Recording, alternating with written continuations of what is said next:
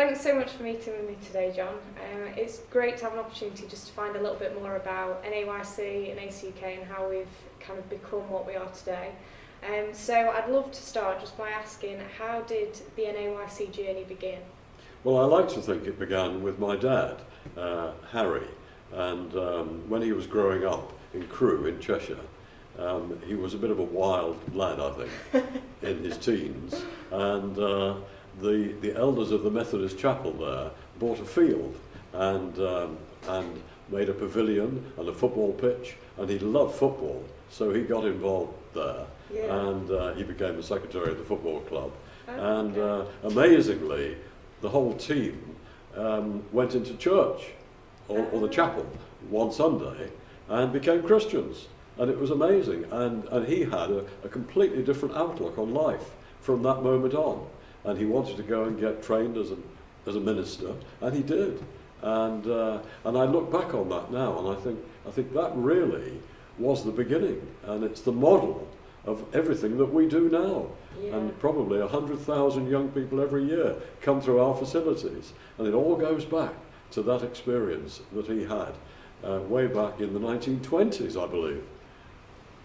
So what do you think that experience taught him about, or inspired him really to set up? How did that experience inspire I think the him to importance set of up reaching things? out to young people and providing leisure activities and supporting young people in their development, physically, mentally and spiritually, which is what we're all about. Yeah. Oh, brilliant. So you've obviously, because your dad founded this organisation, you've grown up with it and been part of it, through the majority of its journey. So do you have any stories, memories that you can tell us from the early days? I think one of my favourite memories is going to the Outer Hebrides in 1970. Absolutely amazing, and very few people go there. Wonderful islands off the west coast of Scotland, but we were offered an old school to convert into an expedition centre, and so we started taking groups of young people up to the Outer Hebrides, and we had the most amazing experiences up there. In fact, we still do, because there is still a wonderful centre there that groups can go to and can engage with the local community and can enjoy adventure activities. There's a mountain that you can climb there called Clisham, and you can go up to this mountain right to the top, and on a clear day you can see across to the Isle of Skye. It's fantastic. So that's one of my favourite memories, I think. How many times did you climb the mountain? Only once. Only once. So for those who don't know a lot about NAYC and ACUK, why was it that this organisation was initially founded? You kind of touched upon that we're all about having leisure activities to help support the development of young people, but why was it initially Well, it all started founded? with youth clubs, in fact, in 1960. That's when the organisation was born. And there was a great move at that time to engage with young people. I think there were mods and rockers and various things around like that. And but there was a real concern about young people at that time. And a number of associations of youth clubs were being set up. And Northamptonshire was one of them. And so my dad, Harry, he came to Northampton. We both came, obviously, and I was about 15, and just got involved in it, really. And after a couple of years, we had about 200 affiliated youth groups across Northamptonshire. So that was really how it all started. So was that something that Harry was asked to set up then? Yes. He was invited to come. He'd been up in the northeast of England, and he got a real heart for working with young people, and so he applied for the job in Northampton and was offered it, and we moved down. Yeah. Yeah. Oh, great.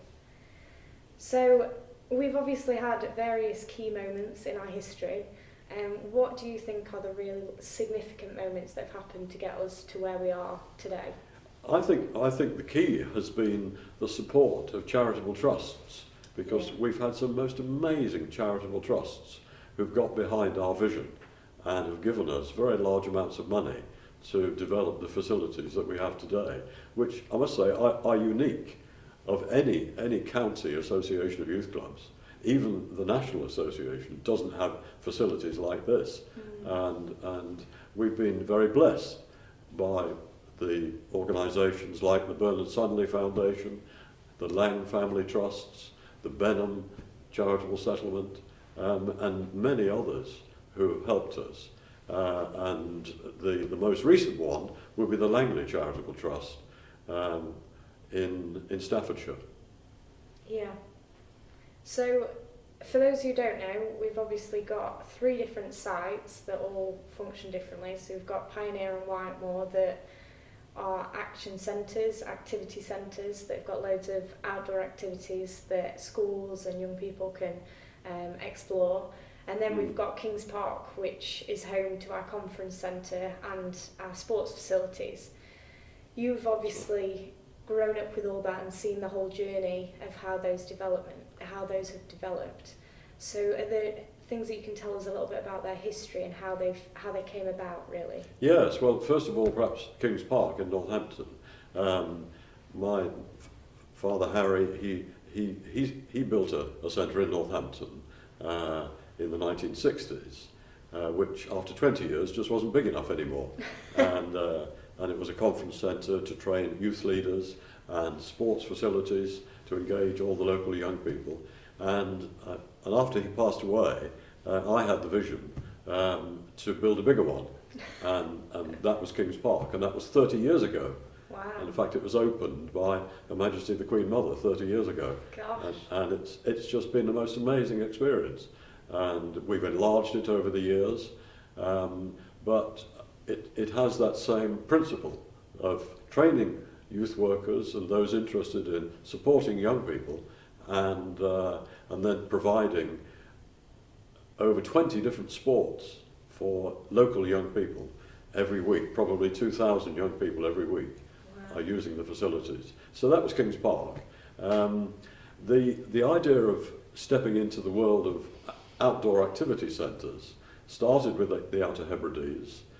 It then moved to Wales, where we had a wonderful opportunity to develop a centre on the west coast of Wales, near Harlech, and then subsequently developed the Frontier Centre in Northamptonshire, which is run by Rock UK now, and then we were offered a centre in Shropshire, a very old centre which we've rebuilt, called Pioneer Centre.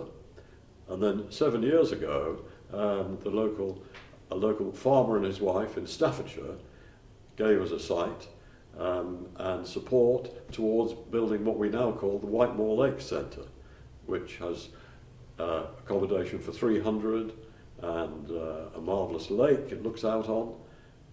So we do water activities there, and we have hundreds of schools coming, and youth organisations, organisations for people with disabilities, just a whole range of groups. Wow, it's a big step, isn't it? It's a big step, yeah. So in a nutshell, that's the history. But you know, each one of these places, there have been amazing things happened as we've moved forward and developed them. I know in past conversations with you, you've mentioned some of the miracles that, you know, where God's provided miraculously in various stages of these different centres. Are there any things that stand out to you, moments where we were stepping into, you know, maybe setting up those activity centres and, you know, there's just amazing provision? Yes, well, they've all been acts of faith, if you like, you know, that either we've had the initial idea ourselves or someone else has come to us and said, would we help them to develop something? So they've been steps of faith that we've taken. And whenever we've taken these steps of faith, the miracles have happened. And a tremendous amount of finance has been given to us, say mostly by the charitable trusts, but by individuals as well. And it's been quite remarkable to see that. And so often it's the timing. You know, that you're short of hundreds of thousands of pounds when you're building something, and the timing of when suddenly, out of nowhere it seems, the finance comes. Yeah. Yeah. We've experienced that so many times. So at our activity centres, we've got loads of different activities: zip wire, climbing, abseiling, sailing, all those kind of things. Have you ever had a go at any of those things? Because I know that you've worked in youth work. What a cheeky question. Have you maybe got any stories to tell us? I cut my teeth by working in the centre in Wales, you see. You cut your teeth? Well, cut my teeth, that's an expression. I worked at the centre in Wales for 7, 8 years, and on a Saturday morning I was often to be found climbing the Roman steps with a crowd of young people behind me. Wait, what are the Roman steps? Which is, well, it's a hill walk just up from the sea, and it's the most amazing hill walk in North Wales. And incidentally, that centre is still operating and is run by CMC Adventure now, and is magnificent, where we have a harbour and a centre up in the hills as well. So I did lots of activities there, certainly, when I was a bit younger. I remember when I went on the zip wire for the first time, it was incredibly daunting taking that step off and zooming down, because I'm very afraid of heights. Did you ever have a moment like that on one of the activities where you had to do something that you were maybe a bit afraid of? I think probably learning how to sail at Pensarn Harbour in Wales, and going out to sea and going through the waves. That was pretty hairy. We had a powerboat, and I remember we had a lad who was an ex-prisoner, and he was helping us as a volunteer. And he was driving the powerboat that day, and we went smacking through the waves, and that was pretty hairy. So yes, moments like that, certainly. So you can definitely sympathise with the young people that come into our centres then. Absolutely. And they have to do things like Absolutely, that. yes. And something that really stands out to me about our organisation is this slogan, releasing potential. Where is it that came from? Yes, I think it came from a Bible verse, actually, which we call John 10, verse 10. I have come that they might have life and have it in all its fullness, the words of Jesus. And I think it's a kind of a verse that we often refer to and hold on to, but I think releasing potential probably came from that. Yeah. Do you think that slogan's still relevant today? Very much so, very much so. I mean, I think that we live in a world where young people are so much involved in the social media and computer games and all this kind of thing. So I think to get out and to release their potential in other areas is just so important, perhaps more important than ever. Yeah. And we find that they really enjoy these experiences when they come. Yeah, definitely. So you've touched upon the part that God's played in our whole journey. So you're obviously a Christian. Could you tell us a little bit more about how your journey started as a Christian? Well, I was brought up in a Christian home, obviously. My dad was a Baptist minister. And actually, I heard him preach when I was 10, one Sunday morning.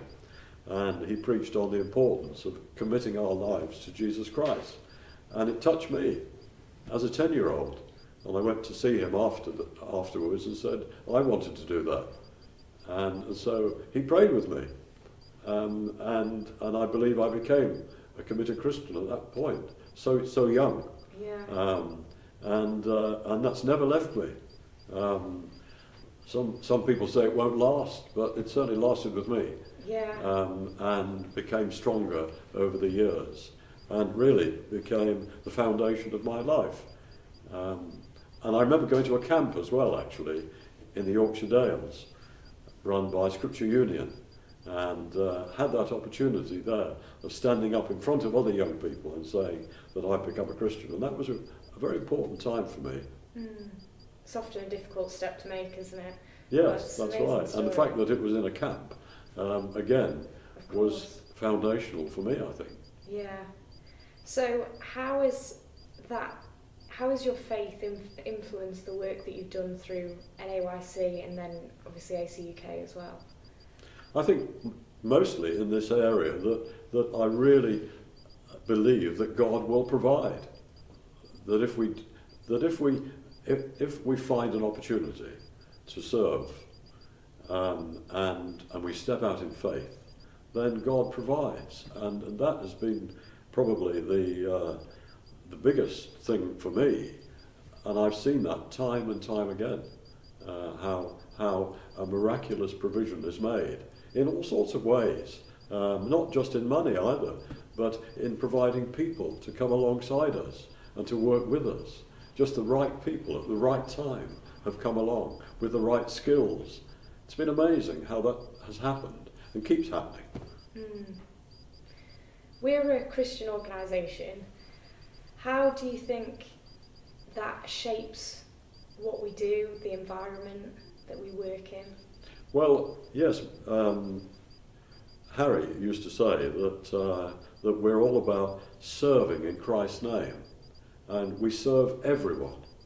We don't judge or condemn, and hopefully we are able to reach out and to just serve and help meet the needs of young people wherever they are or wherever they're from, whatever religion they are, in fact, as well, without any judgment.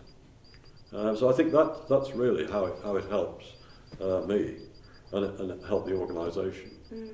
And I think because of that, we've had a lot of support from a lot of people, because we aren't restrictive, but we work in a secular setting and just help to meet the needs of young people.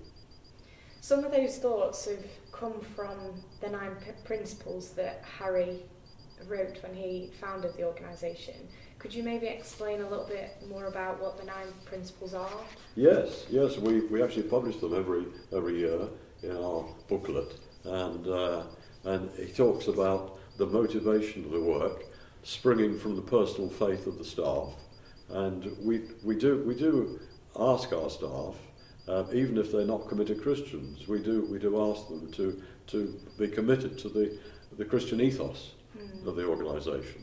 And he says the aims and objectives of our work are to serve young people and their needs, rather than a mission to win their allegiance, and to serve in Christ's name all kinds of young people, and not to be restrictive or exclusive. And the aim has not been to preach or convert, but to serve and to help. And we have tools for the job, and the tools for the job are our centres that we believe that God has given us. And we try to offer, he says here, through our service, centres and staff, unjudging friendship, non-judgmental attitudes, accepting love, to create a bridge over the gap. So that those are the kind of principles that we have. Wow, it's a really great thing to stand on, isn't it, after all those years? Yes, it's really stood us in great stead, and I think all of these principles are still as relevant today as they ever were. Yeah. What would you say are our greatest achievements as an organisation? I think the greatest achievements are lives that have been changed, and I know many young people, who would say that their lives were going nowhere, but they've found a direction and a purpose in life for them, and that has made all the difference. And really, that is what our work is all about. It's about helping young people to develop physically, mentally, and spiritually, so that they can lead successful and good lives. So, exciting question. How do you see NAYC and ACUK developing? What do you see in the future? Well, we're always open to new opportunities, and in fact we're talking about 2 major opportunities at the moment. I can't reveal them now, but and as so often has happened, we've been approached by other people with a vision and say, would we be prepared to work with them to develop that vision? And in both cases, they are to actually establish another large outdoor activity centre for young people. And I believe that there is a tremendous demand for this, that whenever we've opened a centre, such as Whitemore Lakes, which we opened in the middle of a recession, and it broke even in its first year. Wow. And now it contributes towards our wider youth work, as well as helping the young people who come to the centre. So it works as a business model, which is very exciting. Yeah. You've been doing what you do for 50 years. You haven't been CEO for 50 years, but you've obviously been part of the organisation for 50 years. What is it that keeps motivating you? Well, what keeps me motivated is that a long time ago I found my calling in life.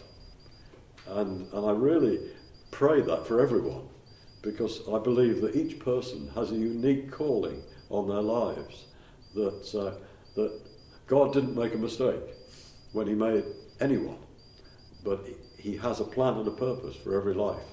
And if we can find that plan and purpose, then we are filled with fire in our bones, if you like, which enables us to fulfill that plan and that purpose. And I can look back and I can see that all the things I do and have done for the last 50 years probably have been motivated by that realisation that I've been called to do this. And so that's why I'm as enthusiastic now as I was all those years ago.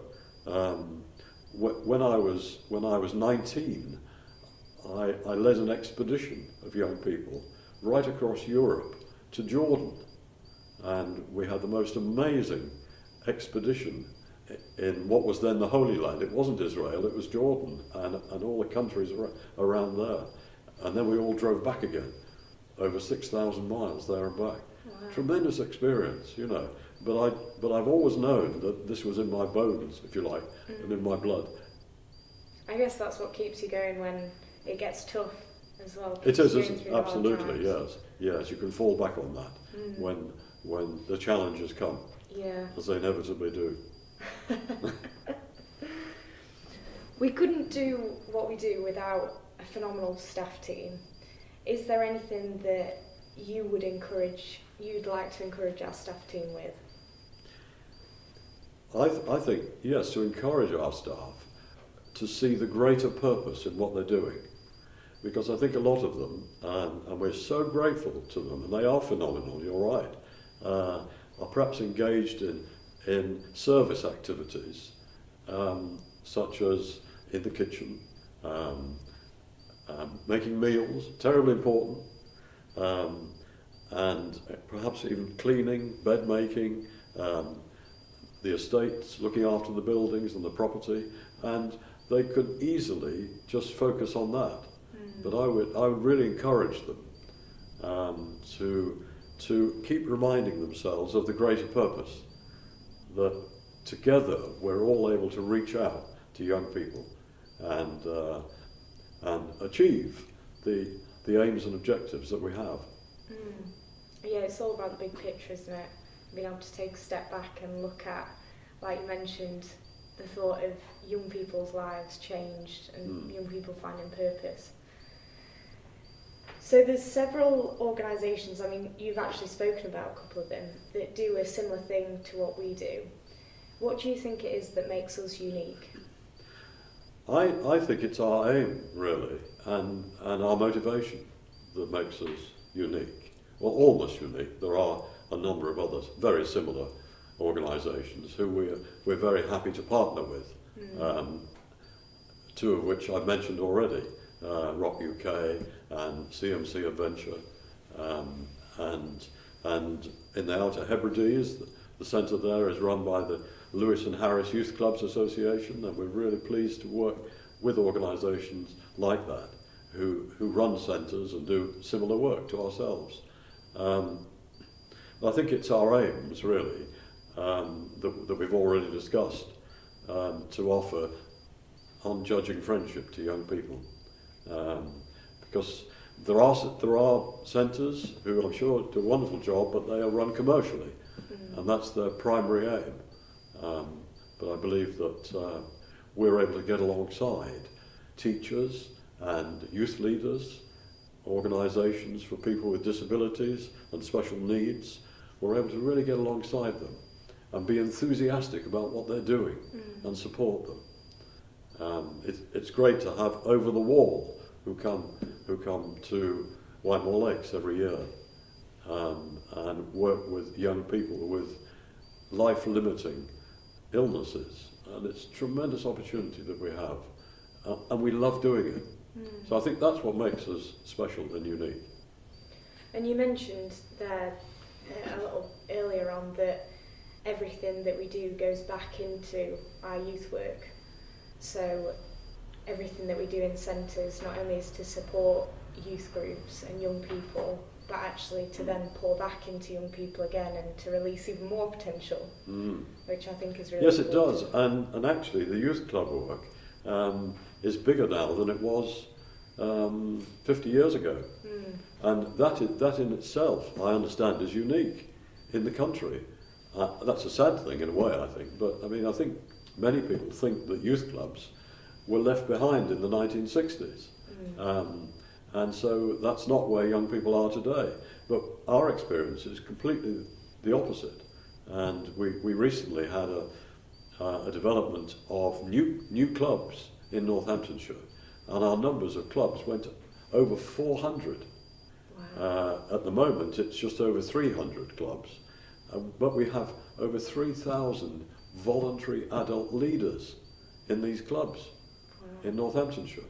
A lot of them are in villages, and the others in the towns. About 50% of them are in churches of all denominations, but a whole range of youth clubs. And wherever you start a club for young people, the young people come along. Yeah. They want to get together, and so I would really send out a plea to other parts of the United Kingdom to do this kind of work, because it really does have an impact on young people. I find it really amazing that, as you've already mentioned, we've got so many supporters, and that a lot of the work we do is with other people, is helping other people fulfil the vision that they have. Is there anything that you'd like to say to our supporters? Yes, I would say please grasp this vision again, because there is a tremendous need all over the country to reach out to young people, and it's not a very emotive thing to ask people to support, and there are plenty of emotive charities and needs in the country, I know, which it's very important that people support them. But I would plead with them, to just to think about the future. And when we're investing in young people, we are thinking about the future. We're investing in the future of our nation, and it's just so terribly important to do that. And so I would first of all thank all the supporters that we have, charitable trusts and individuals, for the amazing support they have given us, and the amazing they continue to give to us. But also to think of, for others to think of doing this across the country as well. Sounds like there's a lot more to come. But thank you so much for talking with me this morning. It's been great, and I'm sure that we've learned loads about NAYC and ACUK, so thanks so much, John. Thank you too.